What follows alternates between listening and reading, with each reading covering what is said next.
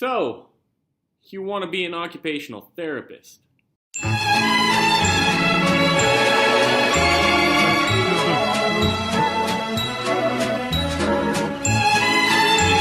friendship.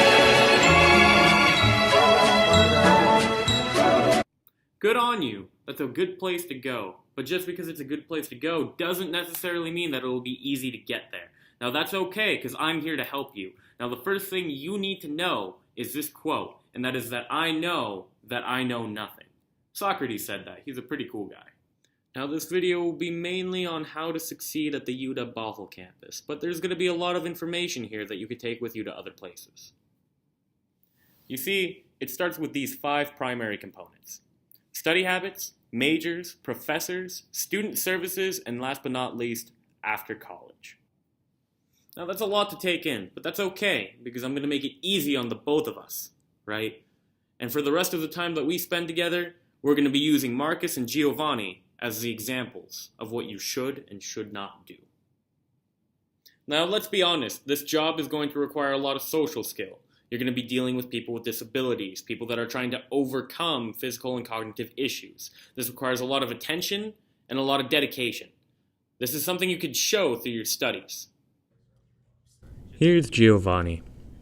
He's studying his notes for class. He's concentrating incredibly hard. He's enjoying this, but he does seem a bit stressed. What's going on, Giovanni? What's happening? What? This is Marcus. Now, Marcus isn't a bad student like Giovanni was. She actually takes her work seriously, and she is concentrating on her studies. Look at how neat and organized those notes are. Much better than what Giovanni was doing, don't you think?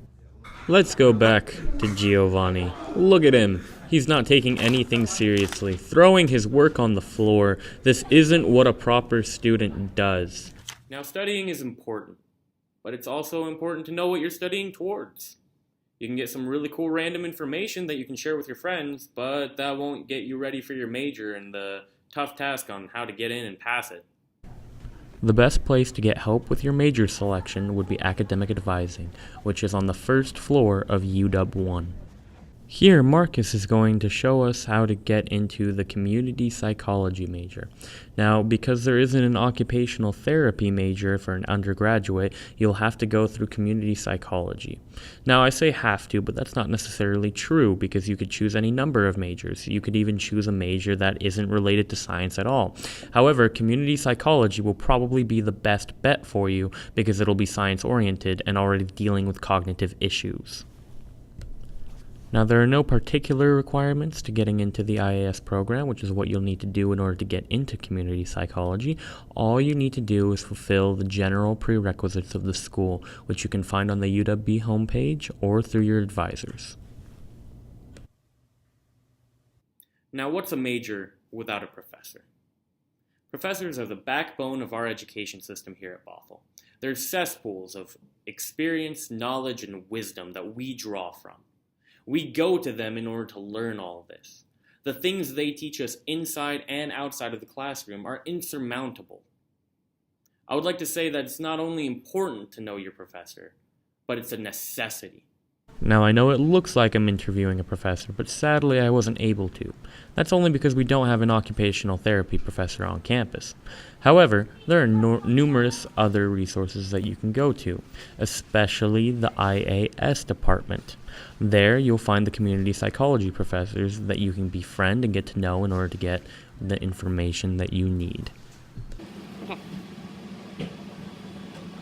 Now, these people are Charles Collins, Mary McGuire, and Janelle Silva. This is very important to remember because these are the people you want to befriend. A couple of their classes are Intro to Psych and especially Community Psych, which will be essential into getting where you need to be. Now that you know about the backbone system of our education, let's talk about the pillars and columns set up by students just for you. Now remember, professors are only human. They can't do it all. It's impossible. So students have set up numerous resources for you to take advantage of, and they're possibly the best we have on campus. There's Giovanni, always trying to be the crackhead. Now, the IT Center is incredibly useful for anything that you need to do regarding technology. In fact, it stands for Information and Technology. They'll help you rent out any materials that you need or help you with any problems relating to devices or maybe even the Wi-Fi on campus.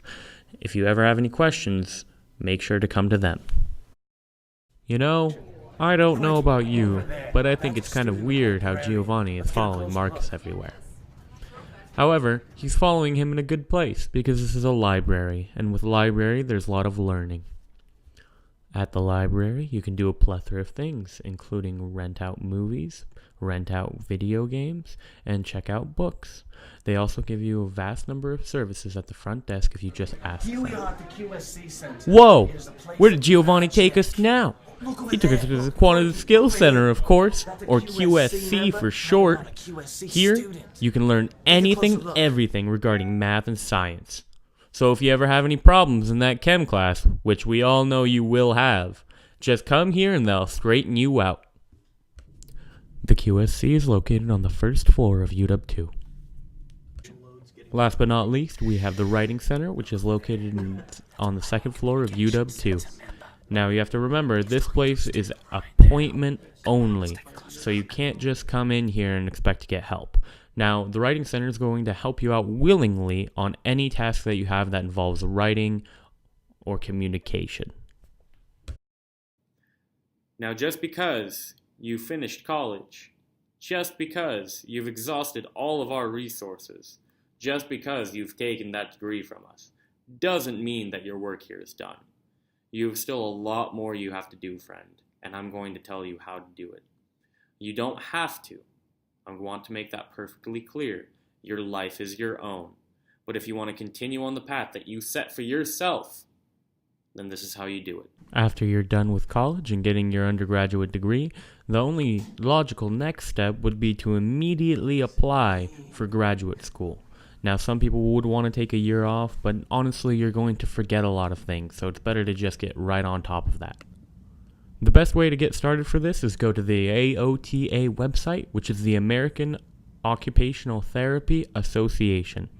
Now, this place helps you find anything and everything you need, from how to get your license once you're an occupational therapist to how becoming professional occupational therapists at certain careers and jobs and hospitals and whatnot. It'll also help you find the right school for you. For example, there are 3 universities in Washington State that have the occupational therapy graduate degree, and the University of Washington is one of them. If you plan on going into occupational therapy as a graduate major, then you already have it pretty easy because you're already in the UW system. So make sure to make use of that. Now, I'm going to be honest. This is a lot to take in, and it's no easy task. All I can say to you is that you're ready. You have the resources at hand. You have the mind and the matter in order to get through this. These 4 years are nothing of your life. They will fly by like a snap of the fingers. I just want you to remember what you're here for and to do the best you can at doing it. Try to discover who you truly are, because honestly, there's nothing more important than that. I'll leave you with this quote by Aristotle, of course, who so poetically said, "Knowing yourself is the beginning of all wisdom." As my final words of wisdom, I'll give you this. Keep calm and beard on!